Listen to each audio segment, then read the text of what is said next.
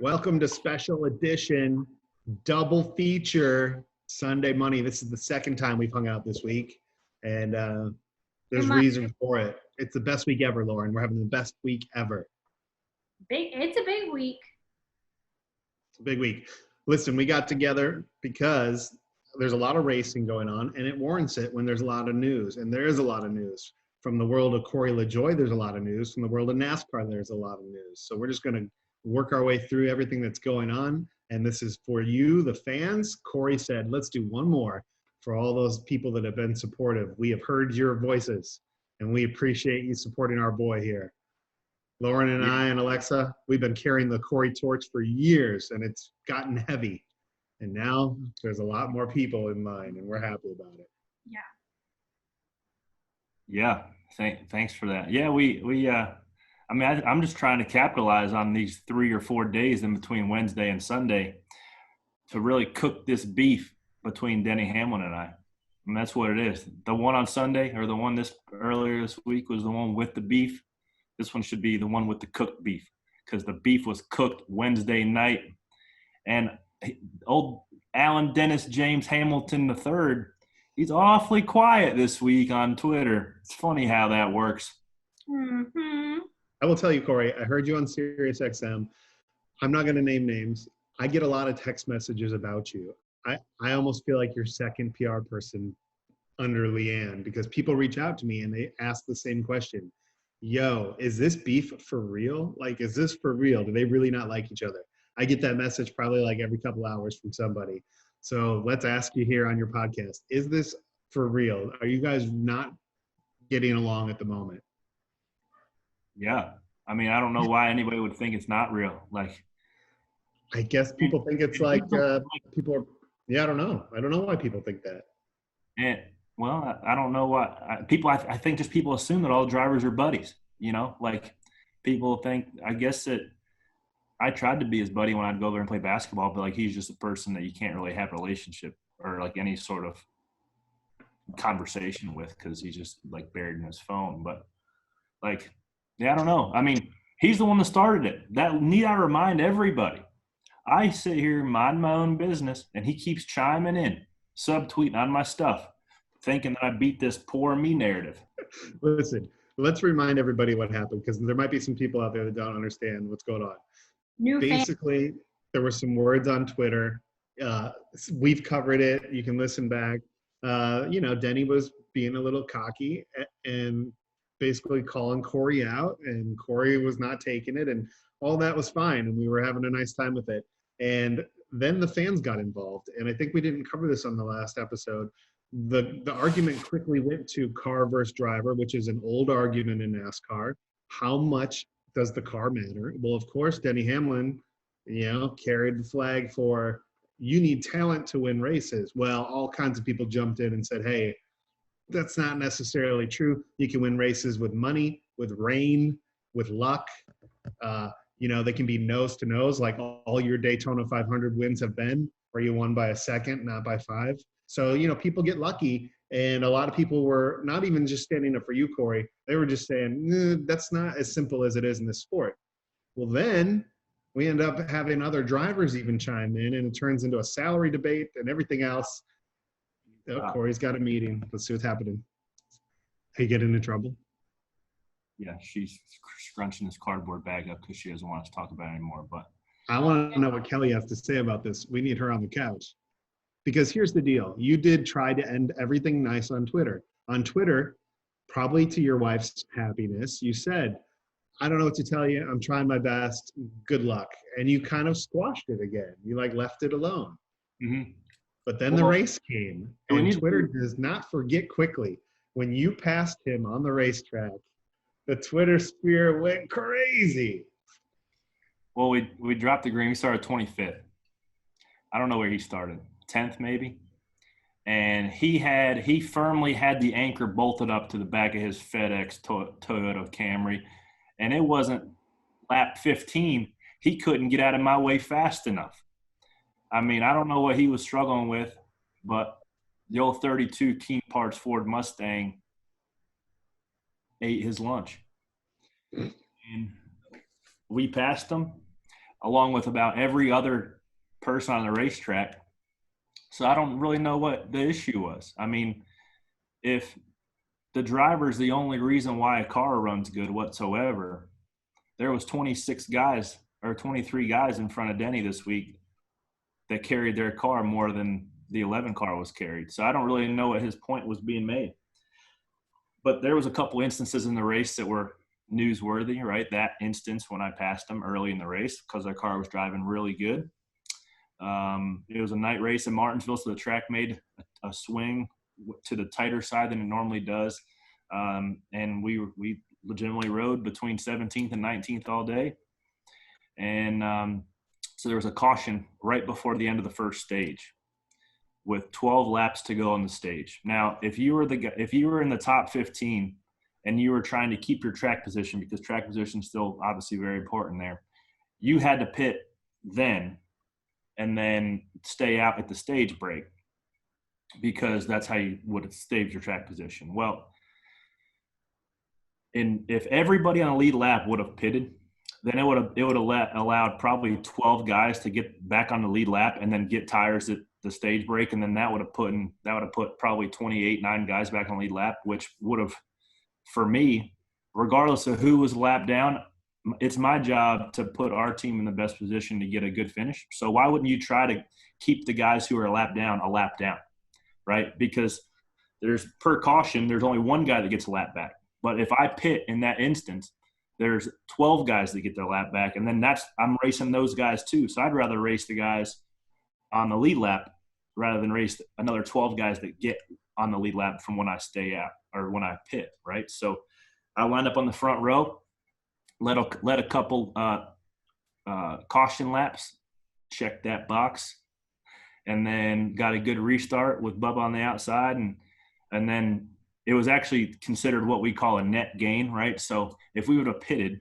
with 10 to go, we probably would have finished 15th to 16th in the stage. I think we finished the stage 13th, so we call that a net gain, right? So we netted 3 to 4 positions off of what we would have done if we pitted. And we kept 10 to 12 guys a lap down, one of which happened to be my arch nemesis, Dennis Allen, James Hamilton, the fifth. Where's Kelly? I need to see Kelly's face right now. Are you loving this, Kelly? This is better than the Real Housewives. I'm loving every second of this. I'm loving this vegan snickerdoodle cookie from Pickled Peach. All right. Are you upset with Corey for how long this has been dragged on? Don't you feel like he has a right to defend himself? Well, it was kind of funny because I feel like Jeff Gordon definitely wanted to say more when he passed Denny, like, because they made a big deal out of it, but then they didn't. What's the word I want? They didn't elaborate on it, but you could tell they wanted to. I was like, oh, come on, Jeff. Just give in to the gossip. It's not even gossip. It's we are Team Corey, and the line in the sand has been drawn. And you should know there's a lot of people supporting your family. You know there's a reason you guys only showed him passing Denny and not any of the other cars. Like, you just decided to zoom in on that one. To that point, I had literally driven past 11 cars, and I was 15. Can we swap those? Now, Lauren, were you watching? Yeah. When you saw this, were you smiling? I did. I was probably nose deep in Instagram or something, but Andrew started, he was like, oh yeah, that's great, or whatever he said. And so then I paid attention. Well, Joe Gibbs has a Twitter like everybody else because they have to keep their fans in the loop. So they tweeted, Denny Hamlin and Kyle Busch could not take the wave around because Corey LaJoie stayed out. And they tagged me. And they tagged you. Twitter loved this. Everybody wants to know, was Brandon in your ear or your crew chief? Did somebody tell you, hey, by the way, those 2 Gibbs cars are going to be in that crew? Or did you already know? No, we never. Well, I knew because I knew that I was the last car in the lead lap. So I knew everybody behind me was a lap down and was going to wave. So it was my crew chief's idea. Is like, hey man, I think we should stay out here. What do you think? And I'm like, absolutely, we're staying out. Like, if we can keep these guys buried a lap down, they're gonna end up getting 2. And then once you get to 2 laps down, your day's done, essentially. So that's what we did. I mean, I had my work cut out for me for 10 laps to try to, maintain position on used tires. But in the grand scheme of things, that's what made our day so good. It's just because, on track, we probably would have crossed the finish line 23rd or 4th. But since those guys were pinned a lap down from early in the race, we were able to finish 18th. Yeah. So yeah, it wasn't like, oh look, Kyle Busch and Denny Hamlin behind me. Let me screw them here. No, it's like we need to keep those guys we're racing against a lap behind us. Like those guys fired off really slow, so we're gonna make them pay. And that's just, hey, that's racing, right? If we just lean over and take 4 tires and let all these guys get back on the lead lap, that's not good strategy. That's not thinking it through. Lauren, what year is it? Do we know what year it is right now? 2020, Daryl, the worst year ever. The worst year ever. Corey, what year was your chassis built that you ran in Martinsville that night? 2010. I didn't know that. I didn't know this until my 10 years old. I didn't know that until my interior guy tweeted. I knew it was an old Roush chassis. I thought it was like 4 years old. Which, hey, I don't know if anybody is really a fan of the sport to listen to the show. Good thing nothing's changed in the last 10 years in this sport. So I'm sure everything that car was built on is still relevant today. And I'm sure Denny Hamlin's car was 10 years old too, give or take 9 years and 11 months. So now you made the pass. Everybody's excited. You got to hold your spot, but it didn't stop there. You drove your ass off the rest of the night, and you really got the most out of that race car. I mean, it handled good. I mean, it looked weird and funny, and whatever your opinion was on the face mask car, which is available to purchase at Plan B sales, by the way. Yeah, I mean, we finished 18th there in the fall and backed it up. So that felt good, especially after Sunday night when my driving abilities were questioned by somebody on the front side of the garage who doesn't believe people in the back are as good as people in the front. So I'm glad that I might have proved that theory wrong. Now, I don't think that applies to everybody. And I said on the show, or either here or on Sirius, I don't speak for everybody else. I don't speak for the guys that are driving, every single one that drives for a small budget team. I don't. I just speak for myself. That's just what it is. Corey LaJoie's just one man. I just want to thank God for the win today. He's not like Varsity Blues. You ever see that movie?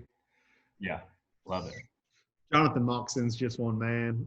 Listen, heck, shucks, gosh, you ran your ass off. You drove home that night after burning 5,000 calories. Were you happy on your drive home? Was your phone blowing up? Or did other drivers reach out to you? Tell us about what happened after the race.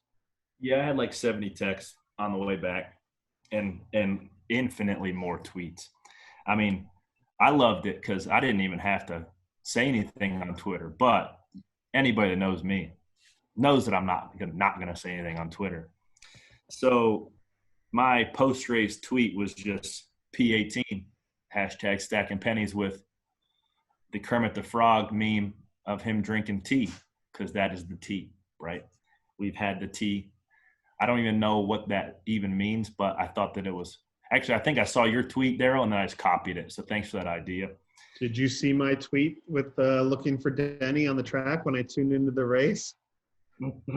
I said, no. Corey just got his lap back. Where's Denny? Oh, I did see that. Yeah, I mean, there was so many people chiming in, so I appreciate the support on Twitter. And here's the thing, right? Like, we're gonna turn around. He drew the pole. He's starting on the pole for Homestead, and he's probably gonna run good, right?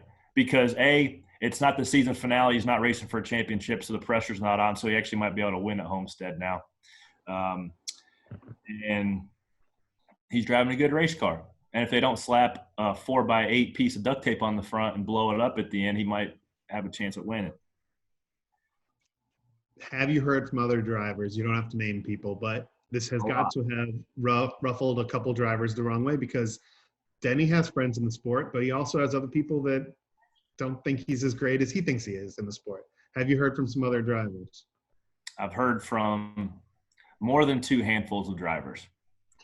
And? and I don't think they would reach out and say anything to me if they were his friend. So there was, for the 2 handfuls of drivers that have reached out saying, "Hey man, keep it up, like don't stop," right? There was 4 handfuls of crew members, some from his team, most not from his team, that said, "Hey, put it on him tonight." And you know what? I pulled the gloves down and got after it. Any ex-drivers reach out to you? No, most of them are current. A couple of them were Xfinity guys. Several of them were Cup guys. No former drivers? Who are you getting at, Daryl? He knows who. I guarantee you he had a nice long list. But here's the problem. Somewhere in Twitter, I didn't see this tweet, so maybe you can help me. Did he say that he was number 1, or that Kyle Busch is number 1 and he's number 2? He said on one of his, I mean, he spent Monday and Tuesday responding to every single fan that popped up into his timeline to just validate how good he was. And he said back to somebody that Kyle Busch is the best of all time and he's okay with being second best of all time. That's his words, man. That's what he thinks. All right. I mean, hey, if that's what he thinks, that's what he thinks. Good for him. Well, I like the ending that you drove really well, and you probably got to leave that track feeling good about yourself. That's a great finish for your team. I'm sure they were really happy. And we all got to have a lot of fun with it, too. I know Lauren was over there on Twitter having fun. Alexa probably, too. I mean, it's exciting, and it just shows you what a little tiny rivalry. I mean, it's at your expense, but, like, it's a small rivalry. And look how exciting people, they get invested. They want to cheer. And so you gave people something to cheer for. And I think no matter what happens at Homestead, you should feel good about the fact that you proved your point on that night. Yeah, I mean, that just goes to show how the sport needs a rivalry. And back to the point I made, I don't know if it was last year or not, but I think that the driver owner lot really doesn't like shape it up to have a rivalry. Right, like if my bus was parked next to Denny's, like I would just be not as apt to. I'd be apt to talk to him. I'd be apt to not say anything on Twitter.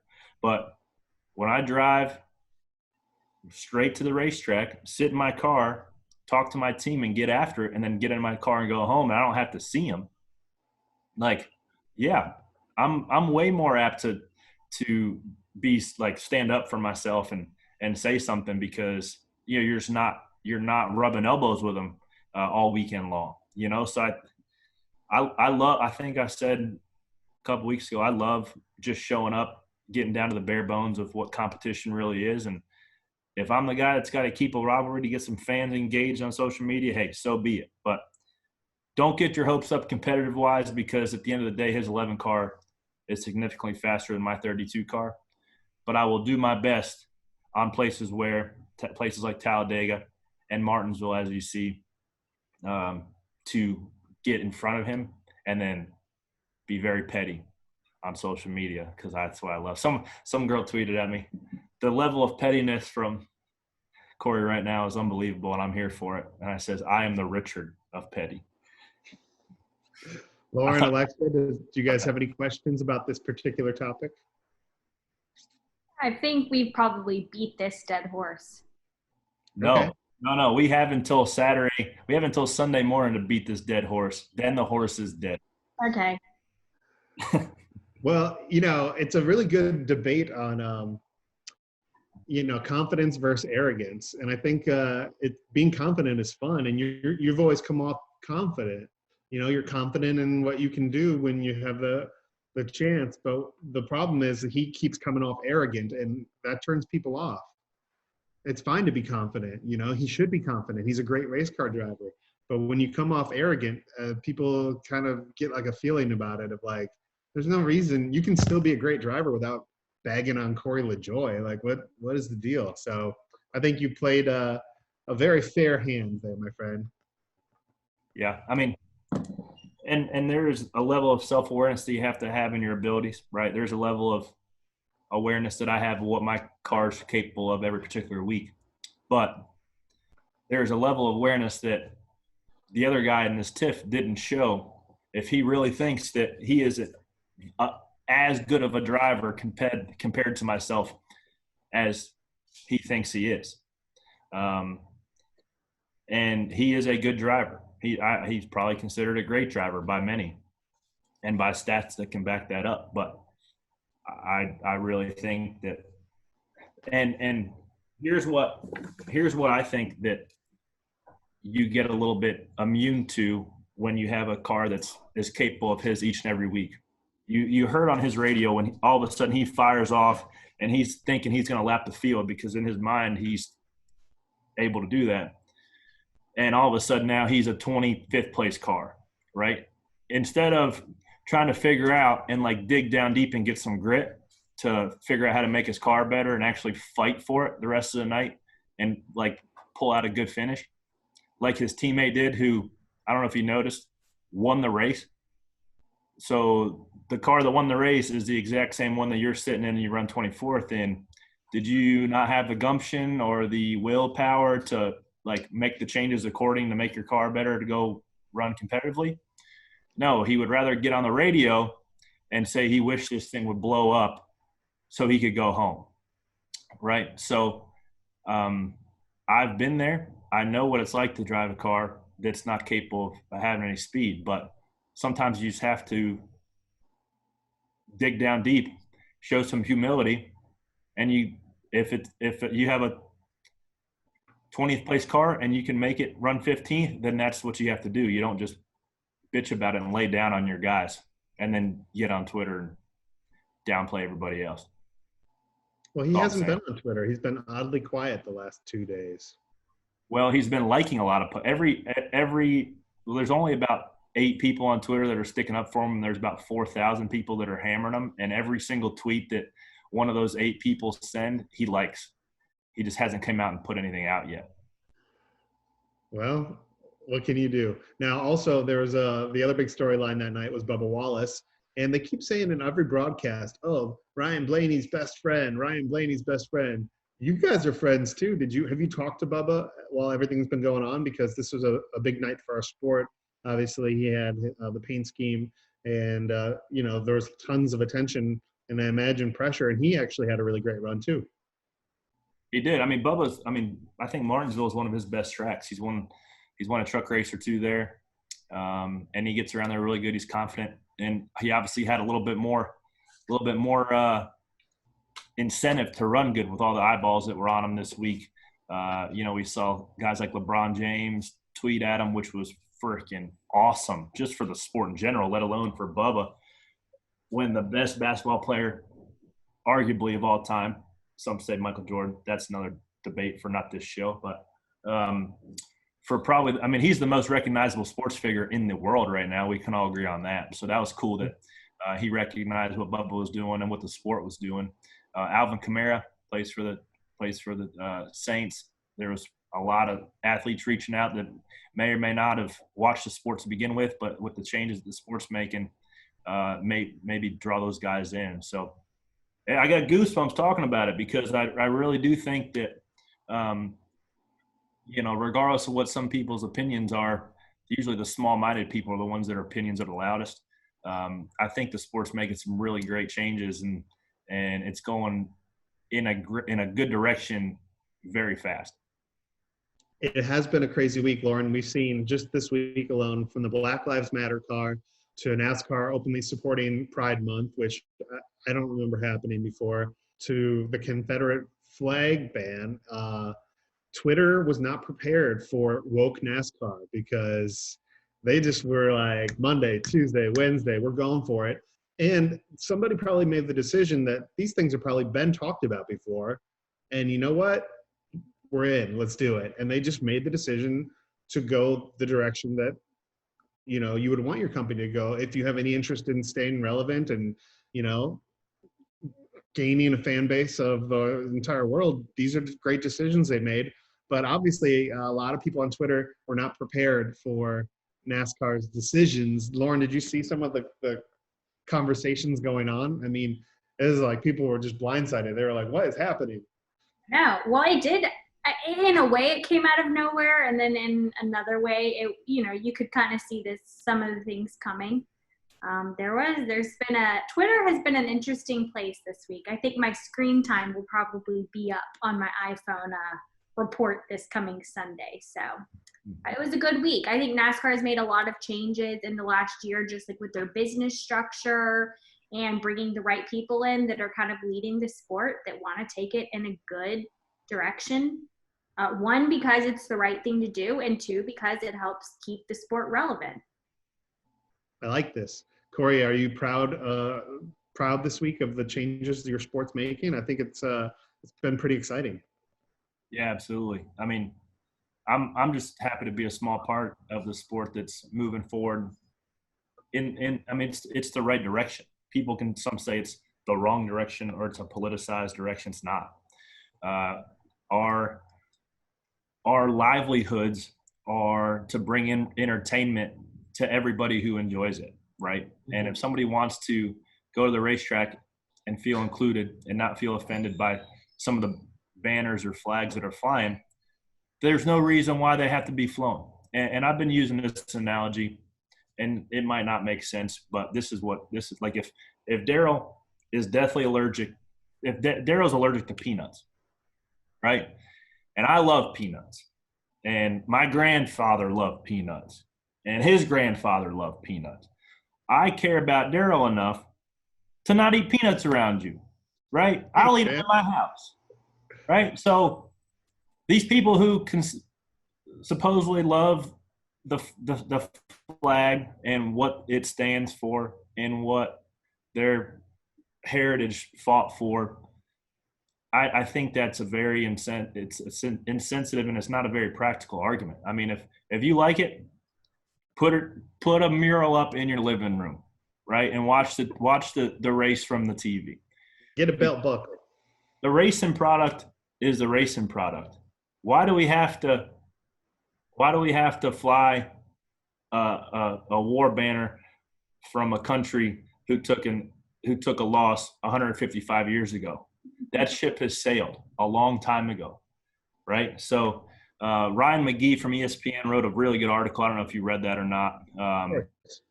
It was really good. So if anybody wants to do a little bit of if anybody has an argument to why the Confederate flag should be allowed at the racetrack, should go read that article, and I'm sure you will have your minds changed. So go check that out on ESPN.com. And it covers the bases. I worked in NASCAR a long time ago. I'm older than you guys.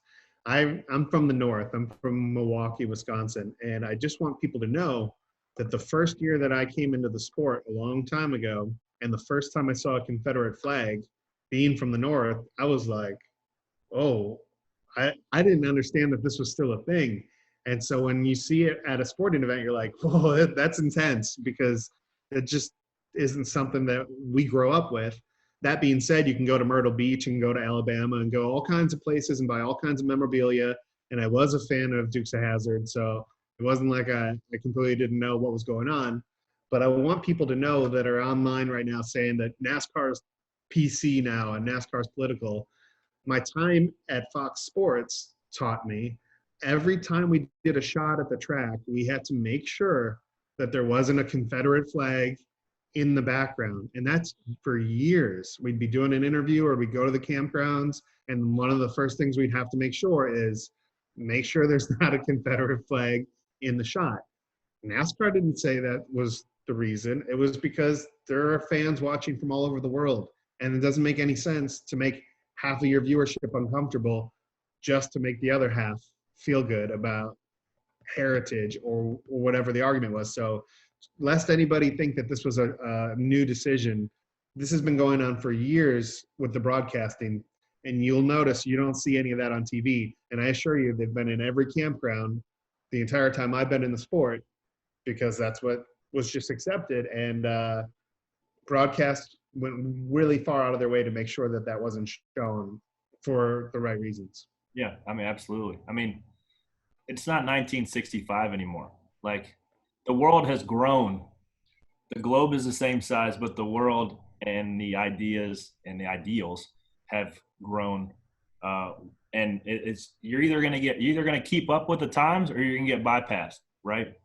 And Jeff Gluck wrote some good stuff about it all, and it's addition by subtraction, right? If the people stop watching the sport because they're so offended by the changes that NASCAR is making to try to make everyone feel included as a sport, as a fan of the sport, whether it be to work in it as a competitor or be a fan of it, then if you don't like it, don't let the door hit you in the ass on the way out. See you later. Like, we're fine. And by NASCAR taking the stance of wanting to include everybody, it's going to get partners and sponsors looking to reinvest in the sport because it's not a liability anymore, and that's something that sport's been needing is instead of these companies pulling back their investments because it is labeled the stigma of a Southeastern, racist sport that flies Confederate flags in the infield. We're trying to move past that. And it's been taking a long time, but in the last 4 days, NASCAR's made some pretty big strides to get away from that look, and I think it's going to pay dividends in the future. Boom. The last change was NASCAR has said now that they are also reversing their stance on kneeling during the national anthem. This story is not one we need to really go that far into, but with the Colin Kaepernick situation, it's been well documented that, he spoke with military people, and they said that is something that they do when they pray and when they're honoring people is they take a knee.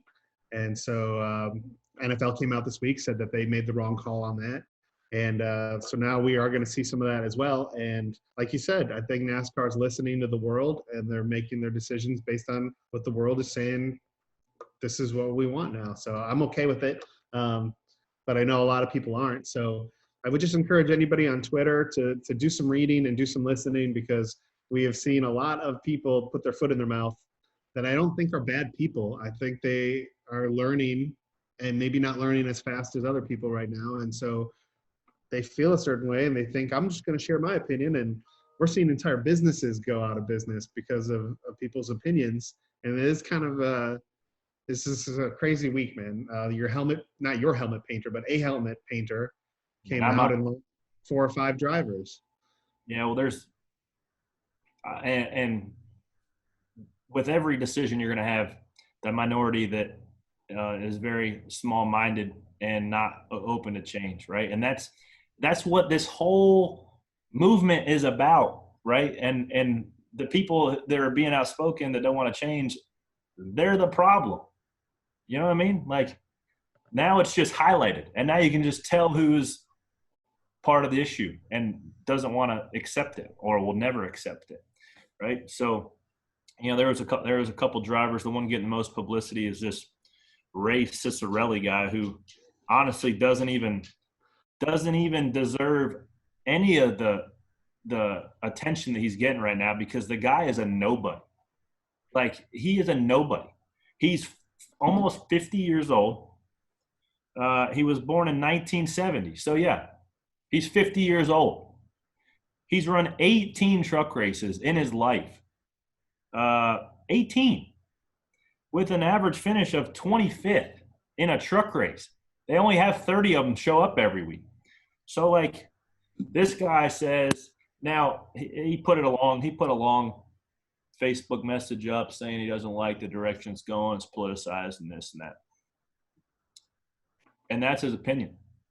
But for now, it's almost turned into a bad look for the sport, because this guy is getting a lot of credit because it doesn't say wannabe race car driver Ray Ciccarelli. It just says NASCAR driver Ray Ciccarelli. Ray Ciccarelli is not a NASCAR driver. He's a guy with a little bit of extra cash here and there to give Jennifer Jo Cobb $10,000 to show up and drive around in her truck and run dead last. That's all this guy is. The people on the front side of the sport and who are waving the NASCAR flag, everybody's on board with this. Everybody wants to see the sport in a better direction. I agree. Also, before we go, Nashville. Do you have any thoughts on Nashville? I think that's come out since we last talked. It came out before, but we didn't cover it. I'm really excited for NASCAR to be back in the Nashville area. It's cool that that. I mean, I think there are a lot of similarities between country music and that business and what we do. There's a lot of fans that enjoy country music, that enjoy NASCAR and like country music, right? And there's a lot of artists coming to the racetrack, a lot of artists singing the national anthems for a lot of the weeks. So just getting back to the area, they started with bringing the banquet back there in December, which is really neat. They did, burnouts on Broadway and stuff like that to really get the locals fired up. That was back when we could hang out in the streets together. Yeah, but on the flip side of that, we've already went around and around with Nashville Super Speedway once, probably with not a whole lot of success. I went back and looked at some of the races. My dad raced there in the Xfinity Series or the Busch Series back in the day, and it's a concrete 1.3 mile racetrack, cookie cutter, just like a lot of the racetracks we go to.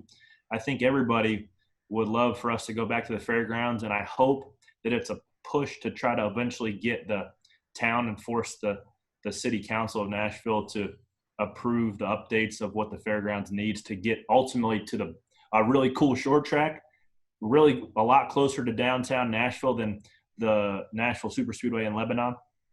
But I think that it's a good dip toe in the water. I was reading an article yesterday that IndyCar is looking at doing a street course in downtown Nashville, which would be really neat. So I think that hopefully the town of Nashville and the surrounding areas are just embracing motorsports coming back there and tying it all together, because I think it could be really cool. Really cool. How about that, Lauren? Really cool. Really cool. Yeah. Well, guys, I think we covered everything. Lauren's starving. Corey, it's been a great week, man. You're going to go to Homestead now and probably get waxed, but that doesn't matter. You're going to do your job. You're going to try real hard. Well, I mean, I can assure you this. When my car's not running good, I'm not going to get on there and say I wish this thing would just blow up and I hate my job so much, and just lay down and not give an effort for my guys. Like some other. Don't be a Dennis. Don't be a Dennis. So. Can you make a shirt that says that? Sure.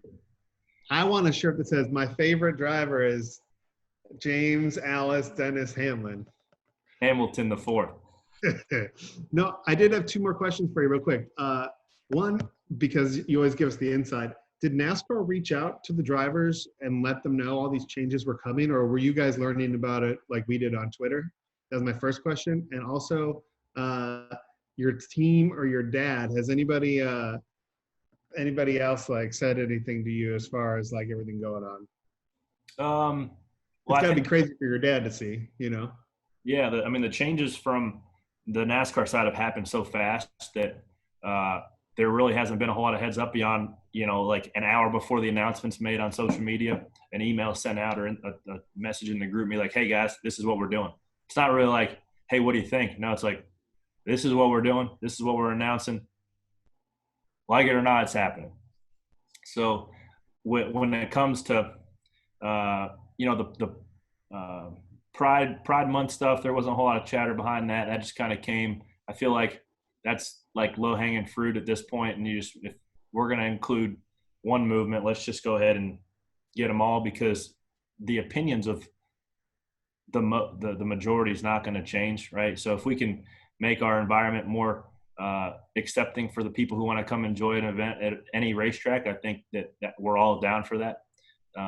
So we're not really involved in those PR positioning talks, which I don't think any of us should be. And we're just behind whatever direction NASCAR goes, because that at the end of the day pays all of our bills here that is talking about it as well as competing in it. And then, I haven't really talked to my dad about his opinion on it, but I know that because my dad was born in Connecticut, so he was the Yankee, right? Like he was in the late 80s, early 90s, he would get wrecked for no reason other than just he was the Yankee, right? Like, and every time it was welcome to the South, Yankee. Like there was some drivers back in the late 80s that were still fighting the war, right? And there's still people fighting the war today, but the world is moving way faster than that right now. And I think that Dad obviously would probably be pretty excited that, you know, somebody from the north or somebody from the West Coast isn't going to hear, you know, welcome to NASCAR, right? You're going to learn what a redneck's all about, you know, like that's what I think it should open it up to more international drivers. Hopefully we've seen them come and go, you know, and hopefully we see some more diverse drivers in the top series. Cause I do think that it's important to have some females and anybody that's just capable. I don't care what color you are, what sex you are. If you drive a race car and you're better than everybody else, you should get a shot at the top level. And there should be no reason why somebody shouldn't have the abilities or the positions to show that. Well, before we go, I do want to give you one great review that you got so that you can go to Homestead with this in your heart, put this in your pocket. All right. Racer 1351, 5 stars. I think you do a great job on and off the track. Let me just say, I feel sure you would run real close to where Denny does in his car. I can also tell you that if I were sitting on a large amount of money and I was going to start a team and I had to pick you or Denny as my driver, it would be you hands down. I think your ability, I think your ability is just as good and your attitude is 100% better. Keep striving to be great. Hey, thanks, man. Appreciate that. There you go. So you have the goodwill of the people. Are you worried about any retaliation or anything like that with any of these races coming up now that you embarrassed the competitor? I'm not. I mean, I think that he has a lot more to lose than I do because he's racing for stage points. He's racing for playoff points and all that. So, and we raced around each other on Wednesday night, and I never touched him, and he never touched me. Right? Like we're trying to get all we can get. And when I passed him, I gave him I didn't give him the middle finger. I just gave him 2 fingers out the window, like, hey man, see you later. And I didn't say anything on the radio because odds are I expected him to get his car driving better and to be in front of me because every other time in Martinsville, he's in front of me. But he didn't. He kind of gave up, put his patty lip on, and just rode around the rest of the day. But we had a good showing for our 32 Ford Mustang. Yeah, I don't expect him to hit me. I'm still going to make it hard on him to try to pass me even when he's lapping me, no matter where we're at, when we're at. 10th lap, last lap, he's going to have a hard time getting around me just because he should know that I'm not happy with his opinion of me. And if it's going to stay the same, if he wants to keep subtweeting on my stuff, then that's what he's going to get. He's going to get Corey LaJoie. I said on Sirius Radio, I said, if you can imagine if Ryan Newman had an older brother that was disowned and was beaten as a child, that's how hard I'm going to be to pass. Because Ryan Newman is notoriously the most hard guy in the series of past. I'm going to be Ryan Newman's older brother who was disowned and just has a hatred for everybody. That's it. Tell him. Make us proud out there with your Sunday Money t-shirt. Right. Good luck. Salute. 2-finger salute.